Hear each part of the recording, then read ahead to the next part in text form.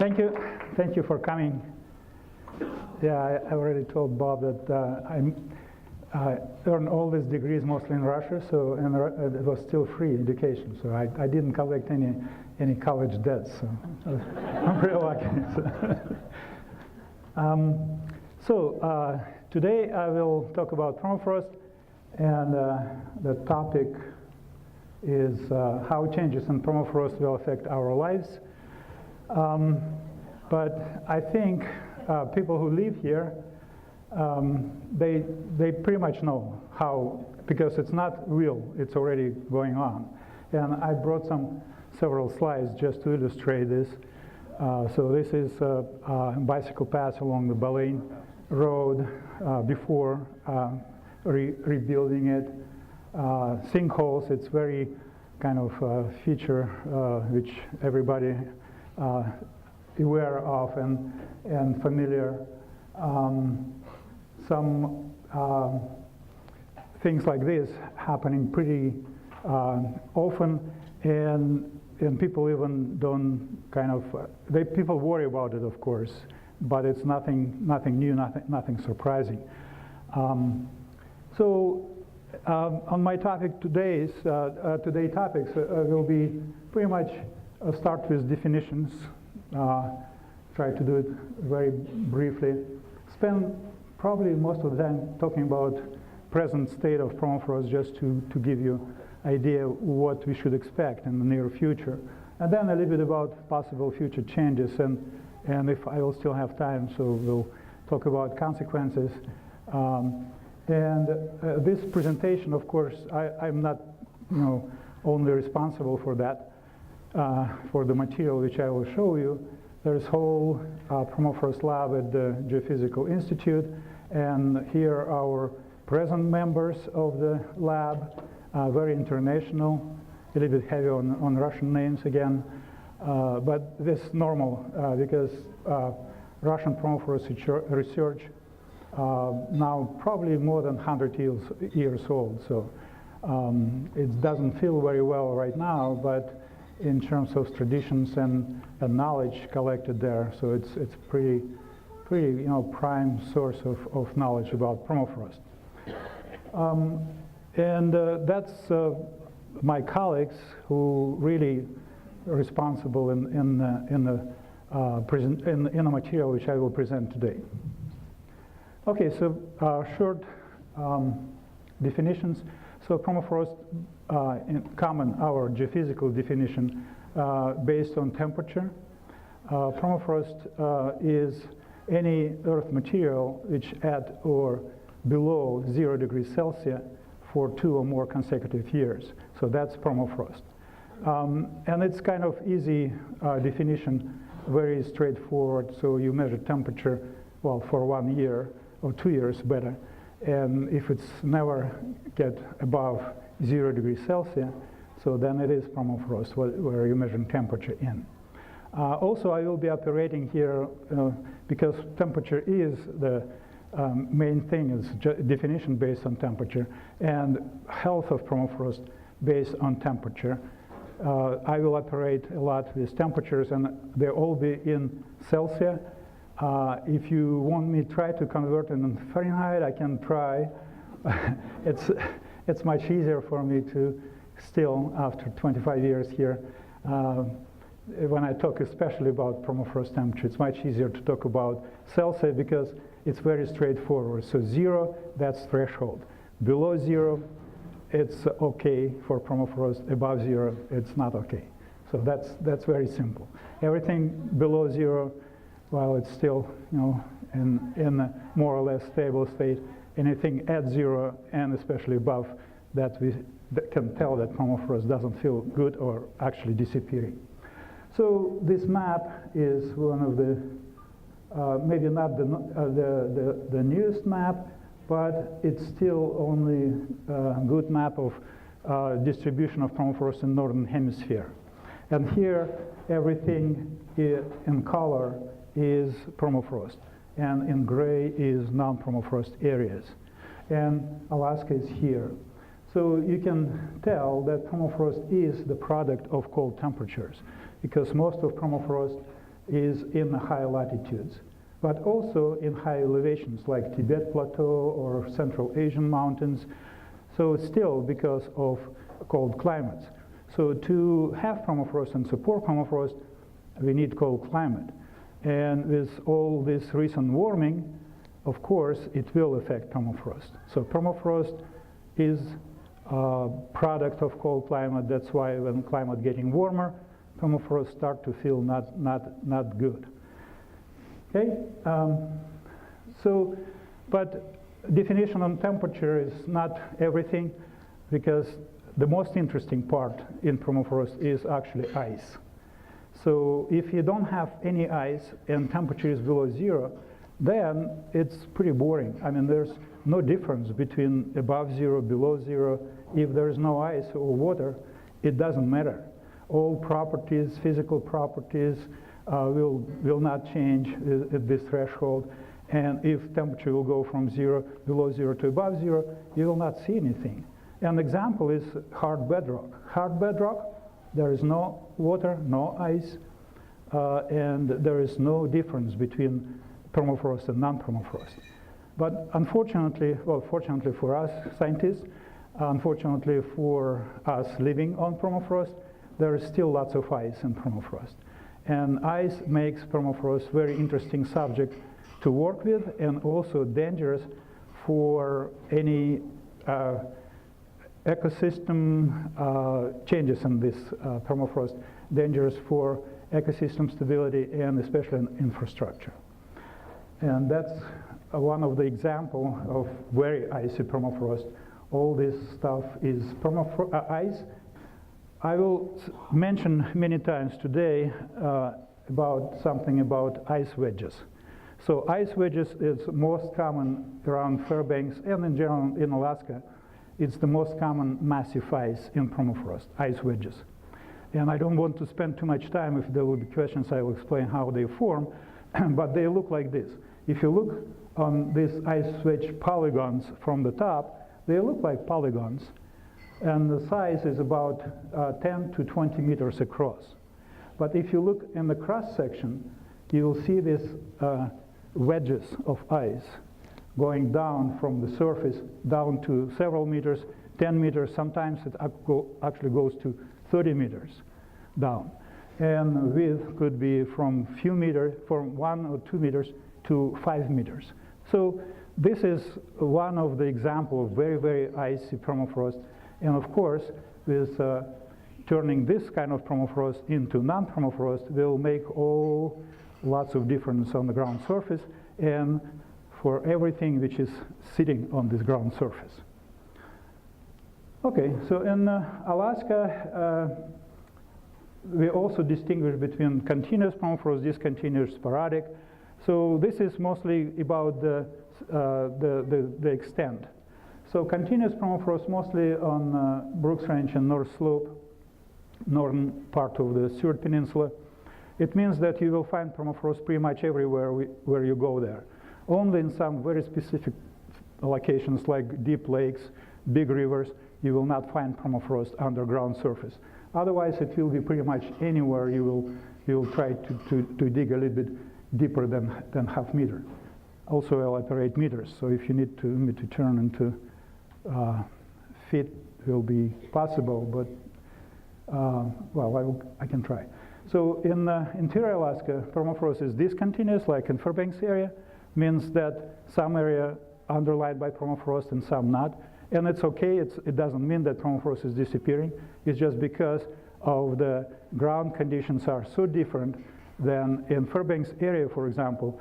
You know, the warmest conditions at the ground surface, say at 1 meter, could be like +3, +4 degrees Celsius, above 0 degrees Celsius. And the coldest permafrost in Fairbanks area is about -3, -4. So 6 to 8 degrees range for exactly the same climate, just simply because the conditions are very different on the surface. So discontinuous permafrost, it doesn't mean that permafrost is not stable. It means that it's just in an area where you can find, depending on surface conditions with the same climate, permafrost or non-permafrost. And going down south, permafrost is, you can find more in much less places, and eventually in some island is isolated masses of permafrost. Normally there is no permafrost, but you can find some places where permafrost exists. For example, Anchorage. So around Anchorage, normally there is no permafrost, but still you can find it. Okay, and this is, yeah, it's only, I think, graph what I have in feet, not in meters, because it is from US Department of the Interior. And this is just illustration of what I just said.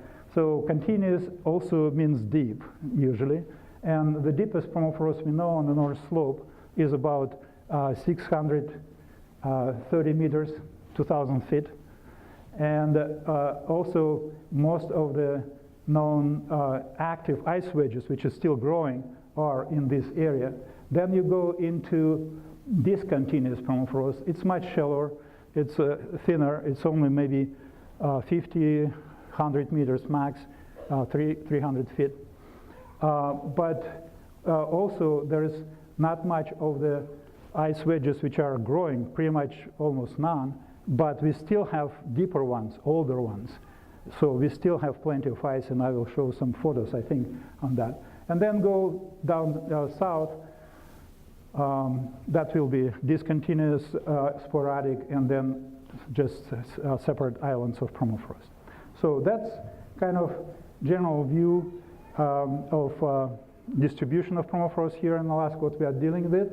And Alaska is very good area to study permafrost because in just a short transect, relatively short, less than 1,000 miles, you go from non-permafrost area to continuous and cold permafrost area, and also there is the road, yeah. So we go and study permafrost, and this the slide illustrates our sites, all together with USGS sites and Geophysical Institute sites, were developed by Professor Emeritus Thomas Alsterkamp, starting somewhere in the late 70s. And he had a good vision that, we should start to look at permafrost and continue to measure it and see how changing climate will affect it. And since then, we have unique records, almost continuous measurements up to now. And we continue these measurements up to today. And I hope after my retirement, like Tom did 15 years ago, so somebody will pick up and continue these measurements in the future.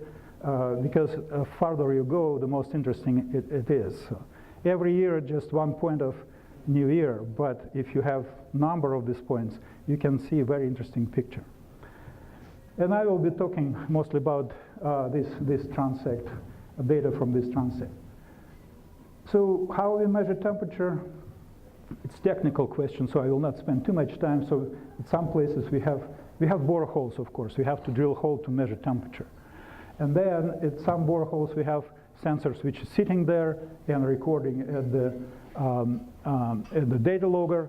At some places we actually visit these boreholes once a year and measure with very light equipment. The temperature is very, very high precision.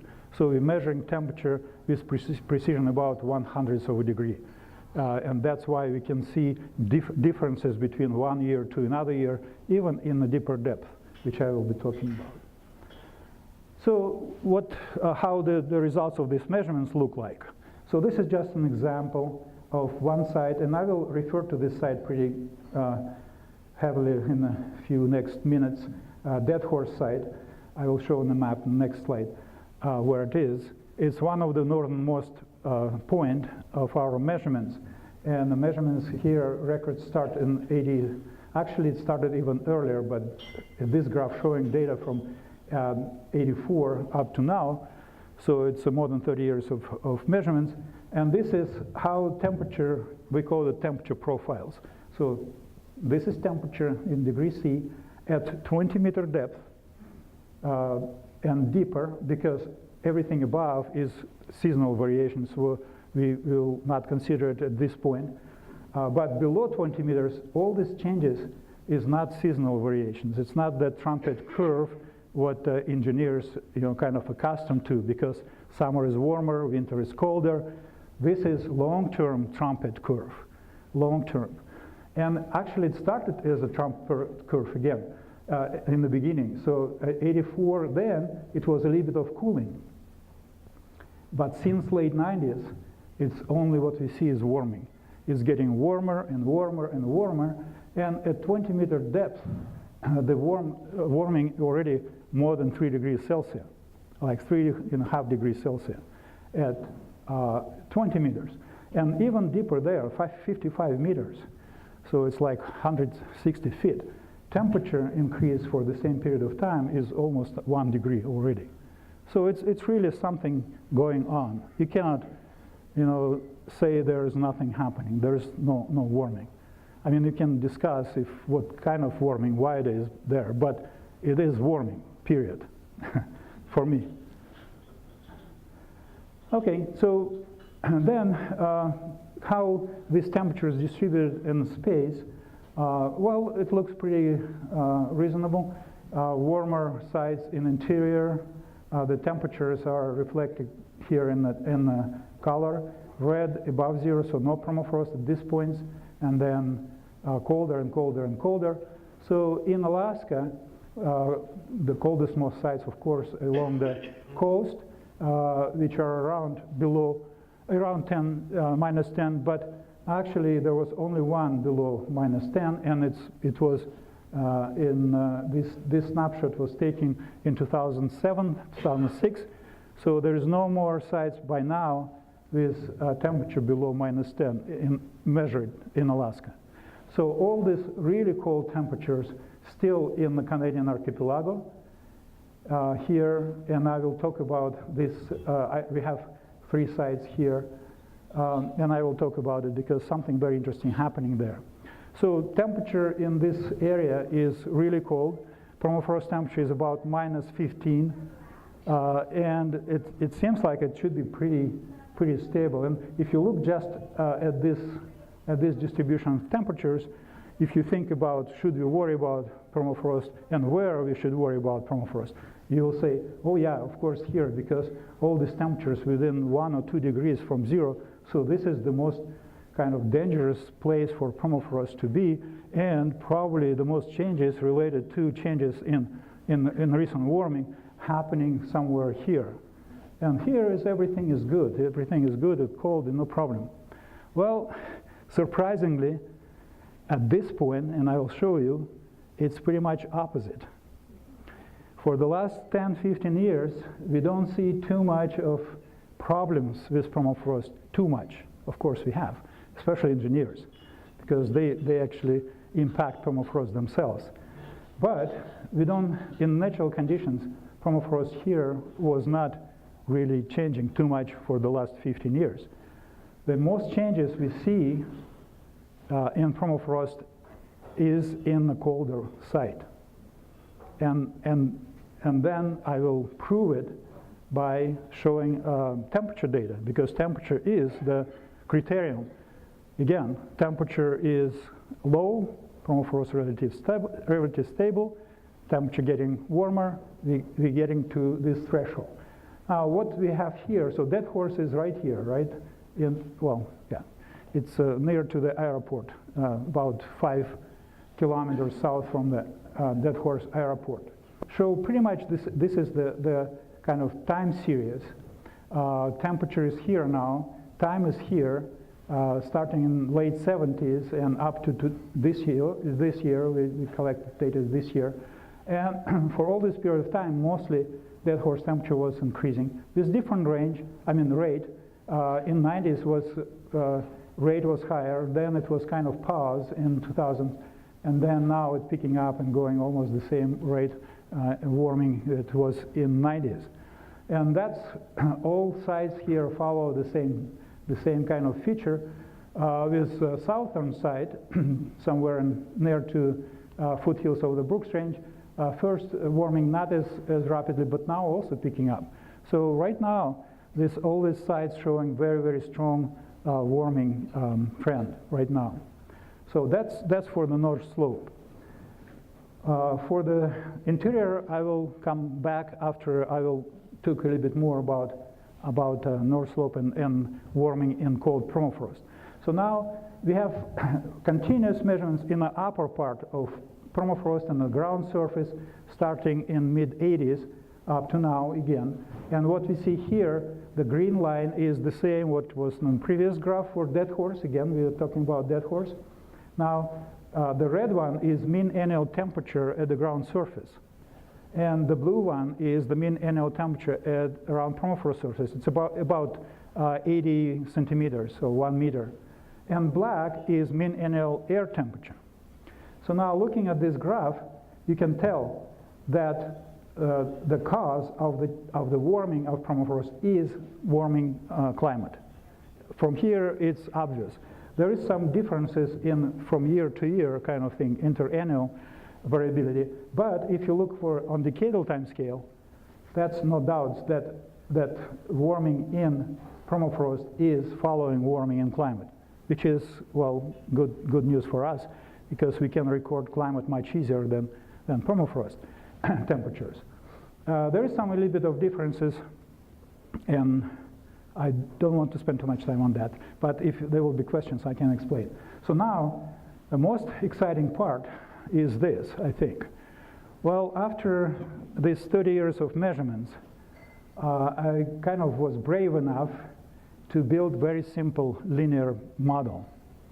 So if we assume if climate and everything else will changing in the future, in the near future, the same exactly way how it was doing during the last 30 years, well, just straight line, dead horse side, will hit 0 degrees Celsius at the permafrost top of permafrost by 2050.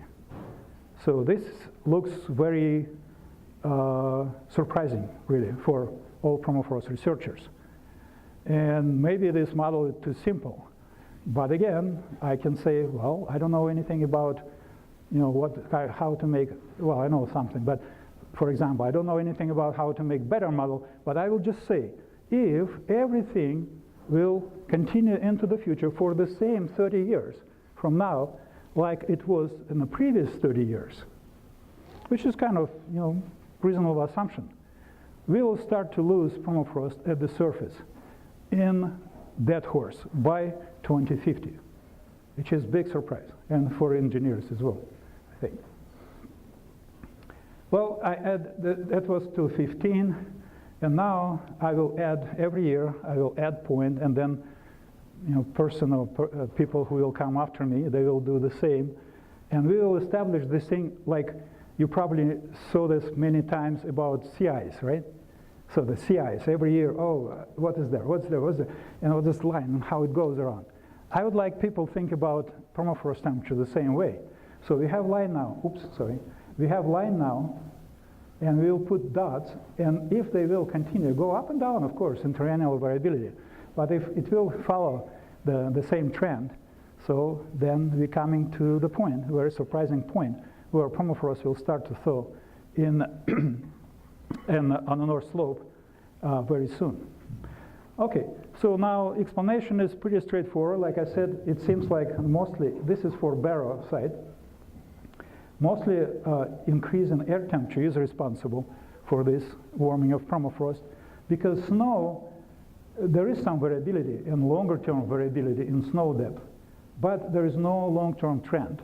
So if you try to draw some trend line, it will be something very close to horizontal line. So far there is no long-term trend in snow, which is another factor of permafrost temperature, and mostly changes in permafrost produced by warming air temperature. And of course this is surprisingly warm again, 2016 at Barrow, which is actually beat the previous very unusual record of minus 7.4, and last year it was minus 7.3, mean annual temperature at Barrow. Normally, if you look what is norm, is somewhere here, somewhere between minus 12 and minus 13. So that's the norm for Barrow for the last measured period of time. Okay, so And we use this data measured air temperature, snow, and measuring data from this part. We have measured data from 2000 and onwards. And we use our models to recreate temperature and permafrost at Barrow for the period of this meteorological measurements. And you can see, well, it was a warmer period of time, 30s, 40s, then it was cooler, and 60s, 70s, and even by the 80s, and then since then it's going up and up and up, which reflected in our borehole temperature series, which I showed you. Okay, so but this warming, it's not just warming, though it's also important for engineering, because warmer permafrost has a much less strength to hold infrastructure on it. But because of this latest warming, there's also something happen. Summer's getting warmer as well, and the depth of thaw during the summer getting larger, so deeper thaw in the summer. And because of these ice wedges, remember, they were all in equilibrium. So the top of this ice in the cold conditions, it's pretty much at the bottom of summer thaw. And now summer thaw is getting deeper and getting into these ice wedges. And as ice wedges, ice start to melt. Because, yeah, it's above zero for some period of time, ice melts. But when ice melts, it's usually run away as the water in surface subsides. And we see more and more everywhere, not only in Alaska, but in the whole circumpolar Arctic. We see these changes in surface conditions. Even in 1990, it's relatively flat area. It's in the Prudhoe Bay area example with high resolution satellite images. And then big changes from here to here and from here to here. See, this all result of this not just warming higher temperature in permafrost, but deeper octave layer. So, and I want to show you kind of story about our research in the high Canadian Arctic. This is our three sites. The highest one, Isaacson, is about 79 north, where we were just lucky. We put our sites there before this kind of massive thawing of ice wedges started. And then we record all this, and I will show you some number of photographs from these sites, and then explain what it is and how it happened, how did it happen. So that's how it looked like, Isaacson, for example, 2006. Very flat area. This is our research site. This is our box. You'll see it from the land soon. The surface was very, very, very flat, very straight, kind of tilting a little bit, but there is no features like microtopography. And we knew that it's ice there. There's lots of ice. There's huge ice wedges, about 48, 50 centimeters from the surface. And the summer thaw was about the same. So summer thaw was about up to this top of the ice wedge. And ice wedge is there about 4 meters wide, even more. So it's lots of ice there. Now, that's how this research site, so this is for some biological measurements, was developed, this grid in 2005, and now in 2013, the same grid looks like this. So again, go back, and I think I have, in one slide. So this is 2005. This is the same grid. Of course, flag's not red anymore. Weather conditions not great, but at least they survived there. And that's exactly the same grid, exactly the same. But how it looked like, just 8 years later. And now 16, we just visited this last summer, and it continued to actually develop, and some water bodies start to develop. So this is our station where we measure temperature in the ground, and looking 2005, 2013, so the same station, but look very, very different, like this. And this is in one side. It's exactly the same angle. See this little hill, how it look originally how it looks now. So huge difference. And again, its permafrost temperature there is minus 15. So minus 15 temperature, and we assume that nothing could happen to permafrost. Well, this assumption was not right. And this is 16 visit. Well, it continued, and yes, one of the ice wedge was right here, right? We didn't know when we built it because we couldn't see anything on the surface. But ice wedge came right across our station, and it survived. It's automatic station, and we're actually collecting data right now from our office. But when we built it, we were worried about polar bears. Well, we didn't worry too much about thermokarst. We call it thermokarst. When ice melts and surface subsides, we call it thermokarst. 2005, very flat area in a drier side, the same Isaacson, but in 13 and 16, huge trough developed, and the depth of it about 60 centimeters. So 60 centimeters in about 8 to 10 years. Another side, Mold Bay, I will just show a couple more pairs. So this is how it looked like 2006, 2016. So all this melting ice and ice wedges and subsidence of the surface. The same Mold Bay side, like what 2006, 2016. So the same cliff here, a little bit different angle, but it's pretty much the same area, right here and right here. Big difference. And it's surprisingly deep. So, and now if you look from available high-resolution images, so we couldn't, unfortunately, we couldn't go in, we couldn't find anything farther 2010 high resolution. I know it should be there because Isaacson, it was one of the due stations, but probably we should look in the Russian archives, right? There should be some very high resolution images from this area. So what we found is about 2010, and this is 15, so only 5 years different. But see, this area was not completely was not affected by this development of these troughs. And now whole this area is looking like this. So of course, along this landing strip, there was some thermokarst a long time ago, during the construction even. But on the hill, before 2010, when we were at 2006, there was nothing at all in this area. By 10 is already something you can see, and by 16, it's pretty much everywhere. So now, a short explanation. What's the cause? Well, it's very simple. So here are our three sides. This is Isaacson, so you can see it's Isaacson here, Mold Bay, Green Cabin.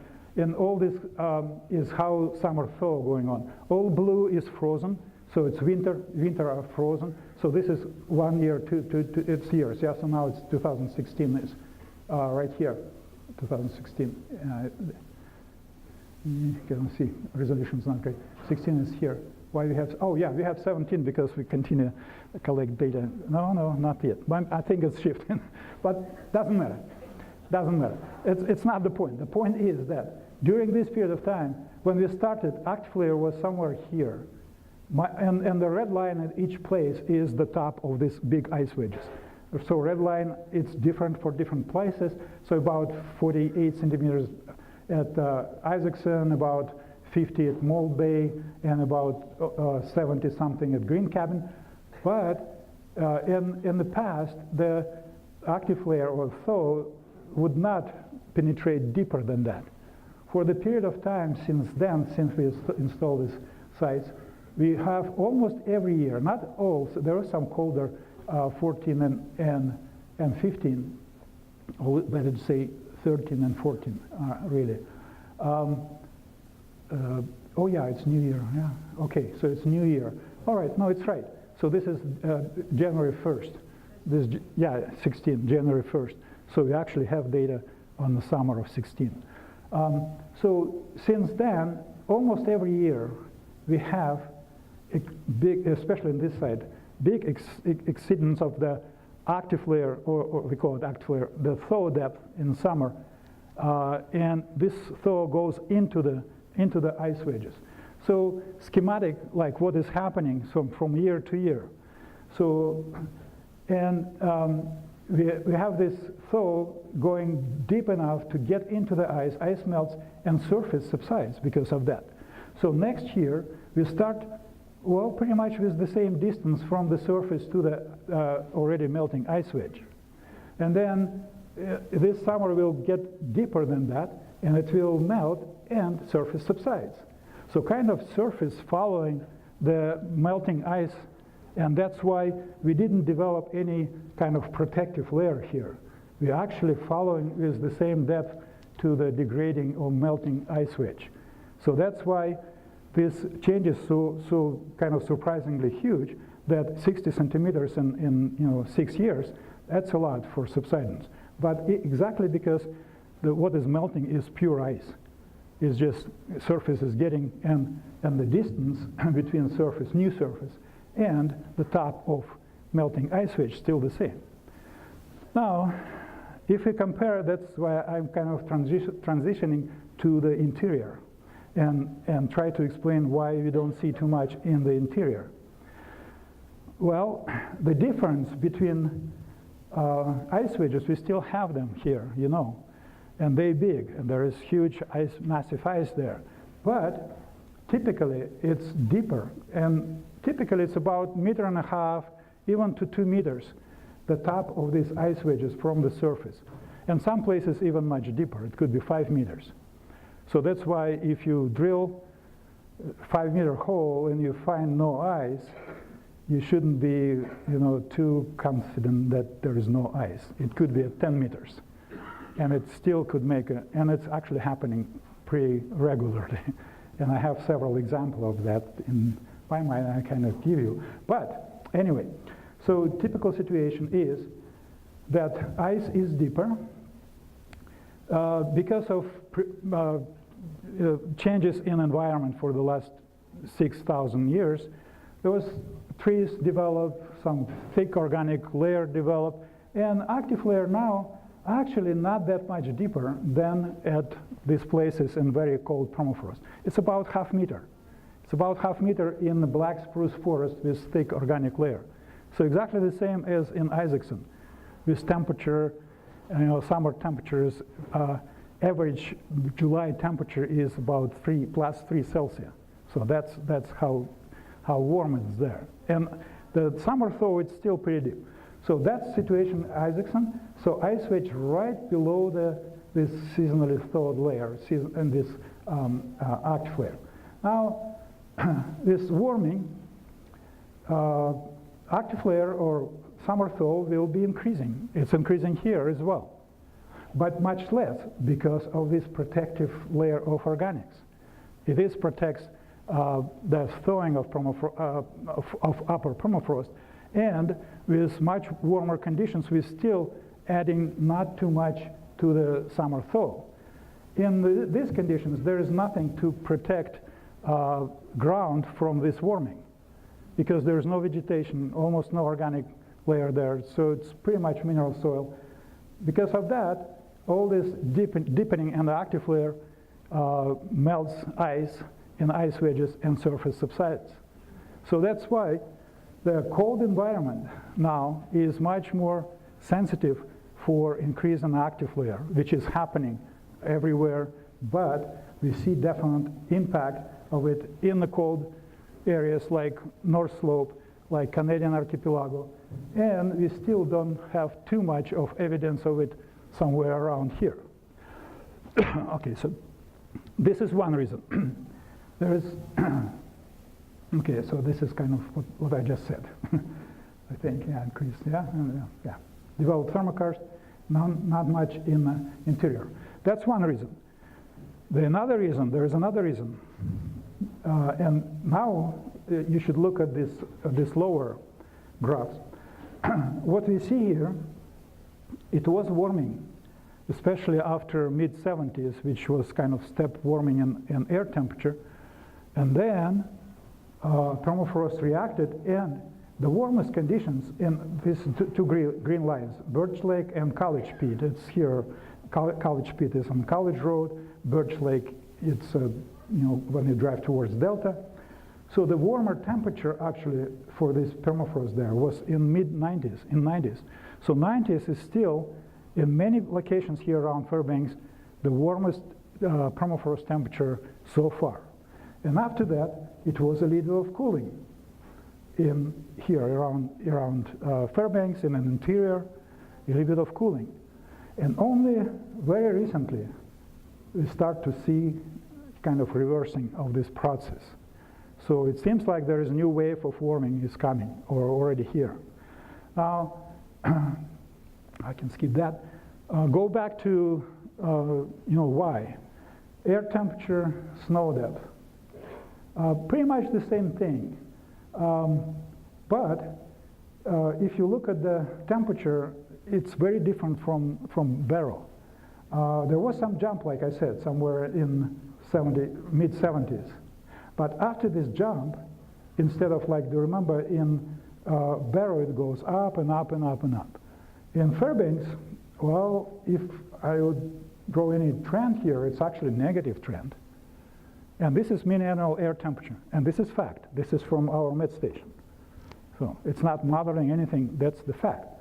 So there is not much of warming, really, after this jump. And then with snow, in the mid-90s, it was the beginning of 90s especially, was lots of snow. Look, 1.4. Can you imagine 1.4 snow? Yeah, it was here, and I was here. Yeah, I came about 92. Yeah, I saw this snow, like this. I was a student, so my professor sent me to study snow, and I was digging, pit, and pit was like this, right outside of the Geophysical Institute. So can you imagine now? Kind of not. Especially in the beginning, in the 2000s. This is typical snow in 2000. 30 centimeters, 40 centimeters. So now we're kind of getting a little bit kind of normal thing. But combination of this not warming and lower snow make permafrost actually cooling. And this is a similar thing what I showed for Barrow, but more interesting, that this warming, which react to this jump in the mid-70s, actually came to the maximum in the beginning of 90s exactly because it was warming after 70s and lots of snow. And after that, it was cooling.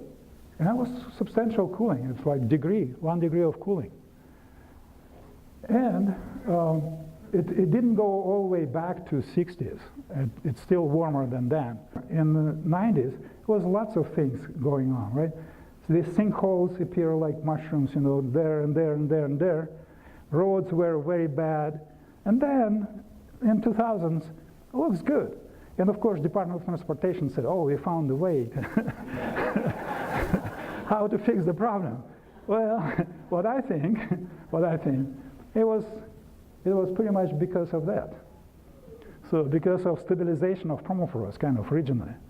And now we'll check. Now we'll check what do you learn, how to keep everything. But so I'm very proud actually of Department of Transportation, because if they would not heroically fight these changes in permafrost, our roads. I have slide. I hope I will be able to show you how our roads will look like if there will be this heroic kind of activities from Department of Transportation to fix our roads now almost every year. So now what I would expect that they will have much more work now to do because of this new wave of warming. And if it's true that all this thing is sitting on a long-term trend, which all climate models predict, so the next, the cooling was much higher, warmer than previous cold period. So the next warm period will be, well, substantially warmer than the warm period in the 90s. So we should expect something exciting happening around Fairbanks very soon if this recovering trend will continue. Of course, you never know. I mean, it could just like this and turn back to somewhere right here. You don't know, right? But models predict that probably will go in this kind of way, So next warm period will be warmer than previous warm period. And we have some consequences of that already. So this is what happened last summer in an area around Fairbanks, that it was a flat surface, and in less than in 1 week, the surface collapsed in a length of trough, maybe about 30 meters, like 100 yards, in one collapse, and became something like this. So, yeah. Of course, it didn't happen permafrost didn't disappear instantly. Of course, there was some work, especially not just thawing permafrost, but also water. And of course, this hole was developed under surface in advance, and only when the surface became very thin and could not hold itself with trees and everything, it collapsed. But this is kind of first kind of notice that something started to go, going on again, and it's very exciting. And I heard some stories, similar things happen. This is Gulf Stream Valley, and several locations along the Gulf Stream Valley. Okay, so that's how it looked like. Now, what is another very interesting thing? I definitely would like to show you some slides on that. So something really new. Sinkholes, you know about it, and even this kind of troughs, not really collapsing in 2 days in a length of 30 meters, no, but we still kind of know what it is. I definitely know. There's something happening now, fortunately, not in Alaska, but in Siberia, that we don't know what it is, really. The most exciting thing about it, we don't know what it is. It's a new thing. Maybe it's not new, but it was not explained, it was not described even in scientific literature in the past. So that's something very new. Well, new what we're learning, but maybe not, it happened maybe before, and I will say why I think like this. So in 2014, summer, some helicopter pilots recognized some hole in the ground, big hole. Looks like sinkhole, but much bigger.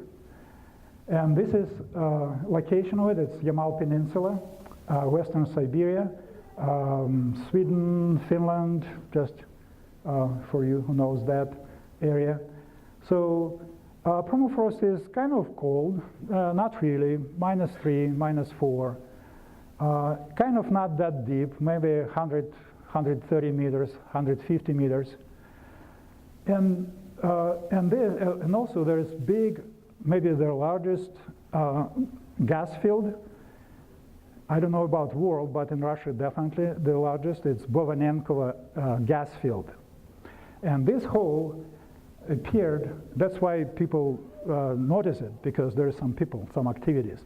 It may be happening somewhere here, nobody will notice because nobody is there. Even more nobody than in Alaska, even more. But fortunately it happened pretty close, and it was noticed.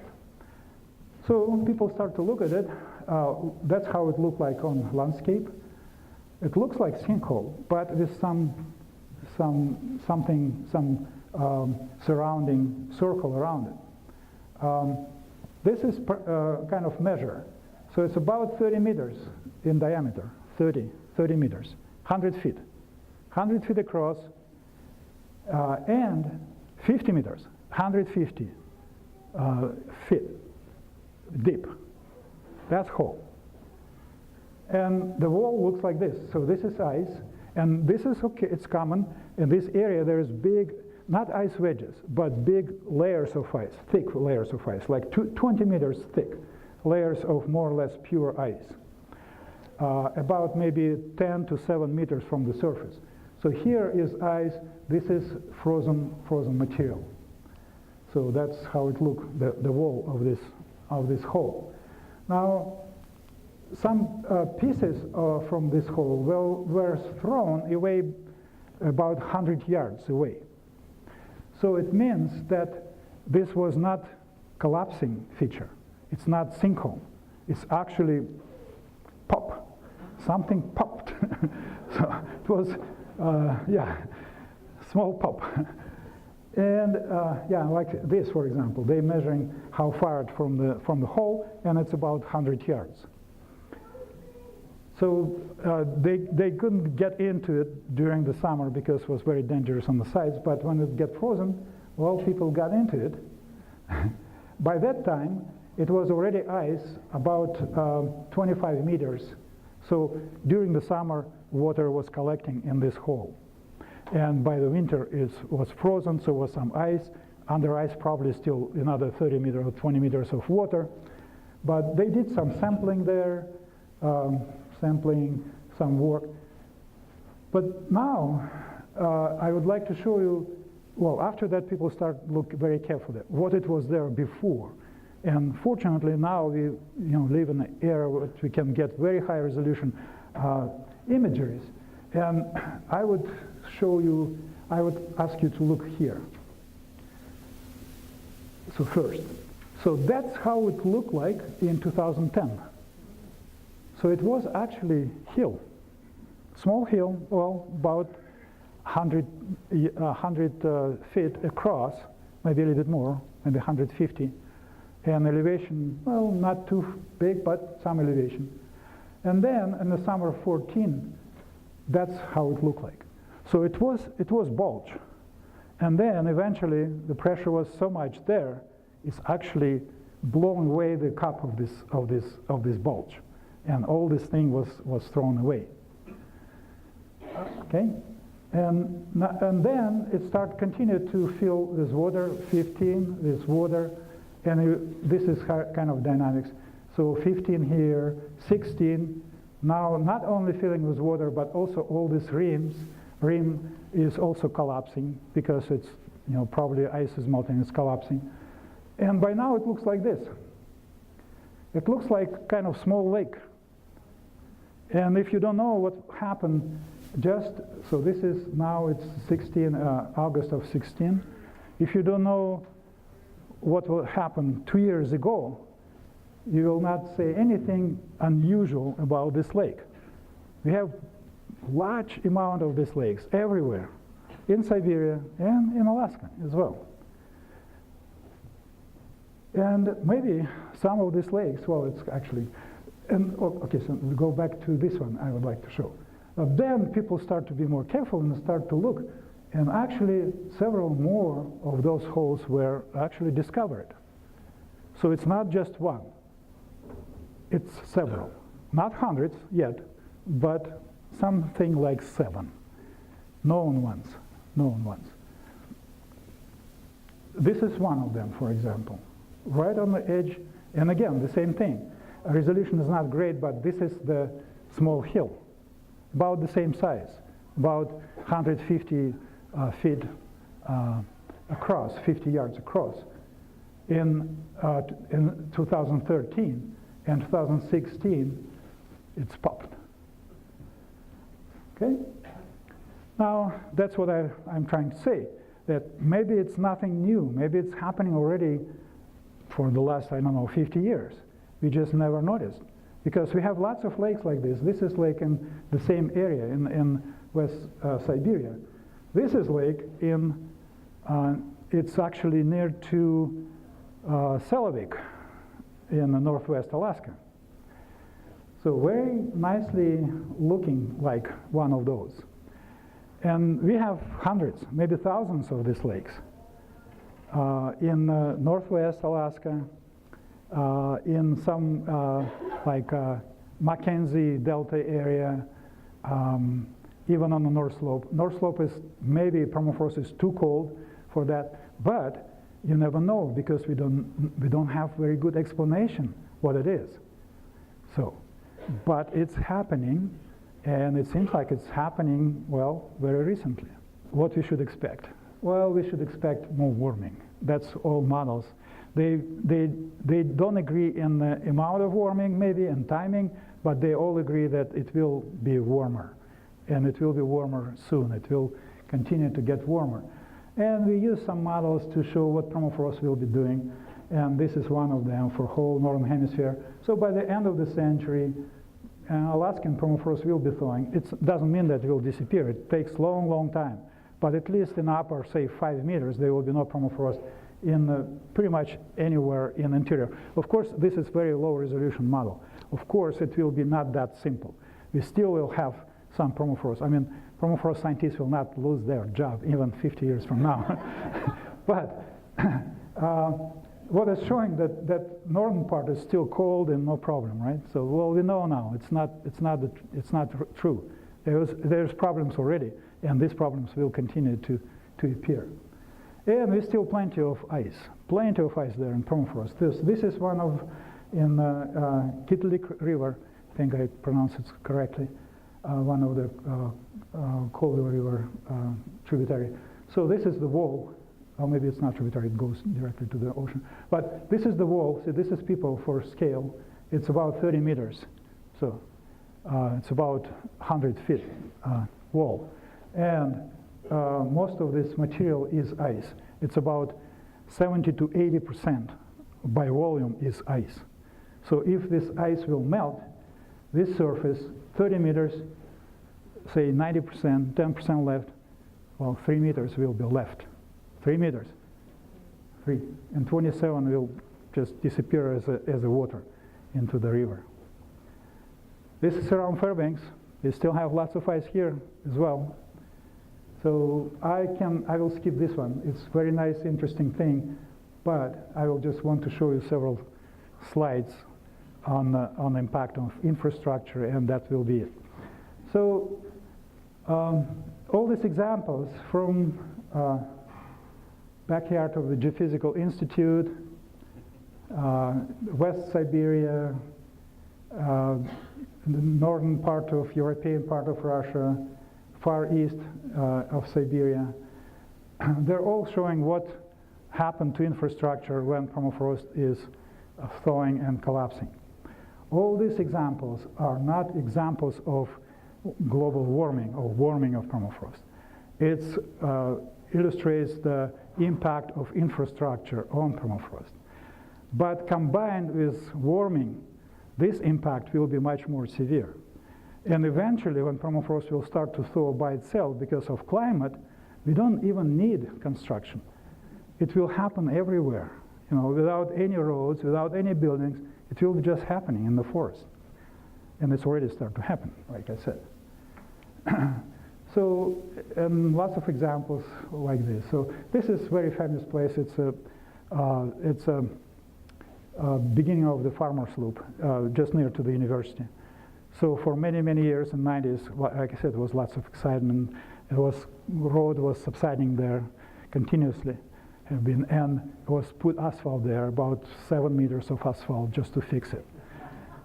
And then, now people, I just talked today, this one of engineers, he said, we solved the problem. We took, most of this icy material, we put gravel, and now it's stable. Well, I don't know.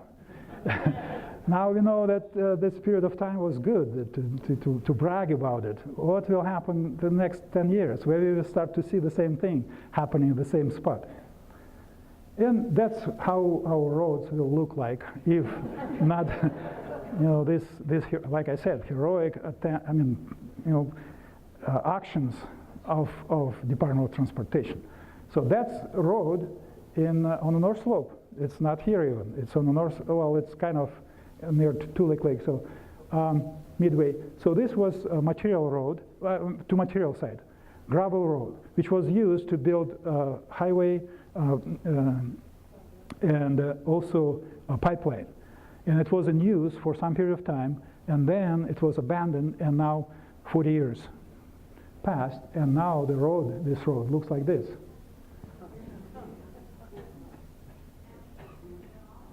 And recently there is some more things, not only thawing permafrost by itself, but including something going on strange with surface water. And that was one of this disaster in 2015 summer. It's right? Yeah, 15. Spring, where Saguenatoc River started to flood very, very early in March and destroyed pretty big portions of Dalton Highway. And Dalton Highway looked like this. This is the Death Horse Airport right here. So this is the beginning. This, I don't know, Schlumberger or some, I don't know exactly who is this thing, but that's the Dalton Highway. And that's the ice. So very vulnerable, very vulnerable kind of area and infrastructure vulnerable to thawing. And for one reason or another, if permafrost is thawing, then we'll have these problems. And another one, this last few slides, about another place waiting for disaster is this big pipeline in Russia, which going through all permafrost area right here. And it was built without any, well, it was actually assessment, but assessment was not completed before they start to build the pipeline. And they finished it before even this assessment was completed. And pipeline was simply put in under the ground surface. Well, only good thing is that it's not heated oil, but it's still above 0 degrees Celsius. Oh. And not only pipeline itself, but it's already start to deform. It's already start to make some problems in some places. And it's not just pipeline, but whole this area around pipeline in across maybe 50 meters was very, very heavily impacted.